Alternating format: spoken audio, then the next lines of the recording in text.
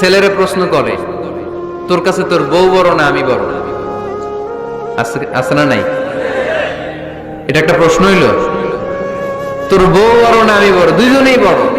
তো এক ছেলে সুন্দর উত্তর দিছে, আমার কাছে ভালো লাগছে উত্তরটা শুনে।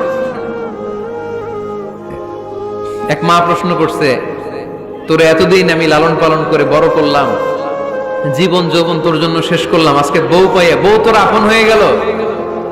এবার ছেলে উত্তর দিছে, মা, আমার মুখ থেকে মা ডাক শোনার জন্য তুমি কি কষ্টটাই না করছো জীবনে। 10 মাস আমারে পেটে ধারণ করলা, খাইতে পারো নাই, বমি করছো, খালি ওষুধ খাইছো, তোমার পেট কেটে আমারে বের করা হয়েছে, 2 বছর আমারে দুধ খাওয়াইছো, পেশাব পায়খানা পরিষ্কার করেছো। বয়স যখন 3-4 তখন তোমার আমি মা ডাকছি, এই মা ডাকটা শোনার জন্য তুমি এত কষ্ট করছো। আর আরেকবারের মাইয়া এই ঘরে আইসাই তোমার মা ডাকা শুরু করছে। যেই মেয়েটা তোমারে মা ডাকে সে আমার আপন হবে না কেন মা? ঠিক কিনা? এই মা ডাক শোনার জন্য তুমি এত কষ্ট করলা, আমার লালন পালন করলা, 10 মাস পেটে ধরলা, পেশাব পায়খানা পরিষ্কার করলা, এরপরে মা ডাক শুনতে পারছো। আর আরেকবারের মেয়ে জানা নাই চিনা নাই এসেই তোমার ডাকা শুরু করছে মা।